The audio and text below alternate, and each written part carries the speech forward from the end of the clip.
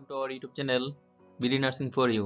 Nursing ভর্তি প্রস্তুতি lecture number 22 বিষয় বাংলা। আজকের টপিক জ্যোতি বা সেচ চিহ্ন।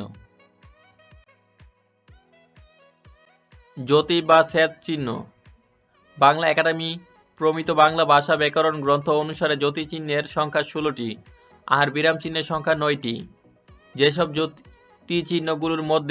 জ্যোতি চিহ্নগুলোর মধ্যে থামতে হয় সেগুলি হলো বিরাম চিহ্ন। ঈশ্বরচন্দ্র বিদ্যাসাগর তার উপন্যাস বেতাল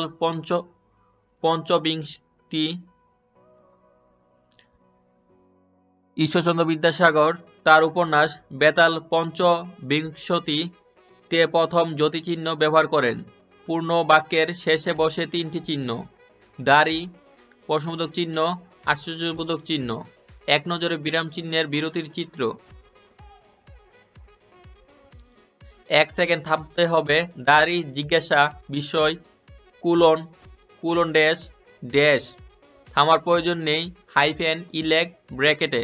এক বলতে যে সময় লাগে, কমা উদাহরণ চিহ্ন অর্থাৎ ইনভাইটেড কমা।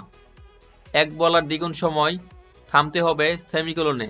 বিরাম চিহ্নের ব্যবহার: একটি অপূর্ণ বাক্যের পরে অন্য একটি বাক্যের অবতারণা করতে হলে কুলন ব্যবহৃত হয়। যেমন সবাই সাব্যস্ত হলো। 1 মাস পরে নতুন সভাপতি নির্বাচন অনুষ্ঠিত হবে। 2 উদাহরণ বা দৃষ্টান্ত প্রয়োগ করতে হলে কুলন বা কুলন ড্যাশ চিহ্ন একসঙ্গে ব্যবহৃত হয়। যেমন পদ 5 প্রকার: বিশেষ্য, বিশেষণ, সর্বনাম, অব্যয় ও ক্রিয়া। এখানে এটি হলো কুলন ড্যাশ। 3 সমাসবদ্ধ পদের অংশগুলো বিচ্ছিন্ন করে দেখবার জন্য হাইফেন ব্যবহৃত হয়। যেমন আমাদের শ্রদ্ধা অভিনন্দন, আমাদের প্রীতি উপহার। 4 প্রথম বন্ধনীটি বিশেষ ব্যাখ্যামূলক অর্থে সাহিত্যে ব্যবহৃত হয়ে থাকে। যেমন ত্রিপুরায়, বর্তমানে কুমিল্লায় তিনি জন্মগ্রহণ করেন।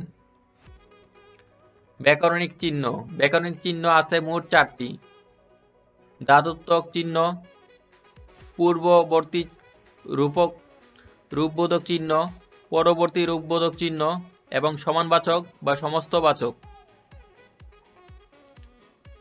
নার্সিং ভর্তি প্রস্তুতি, নার্সিং জব প্রস্তুতি, নার্সিং বোর্ড প্রশ্ন সমাধান, নার্সিং পড়ালেখা ও নার্সিং এর তথ্য সবকিছু সবার আগে পেতে please subscribe our YouTube channel BD Narsing for you.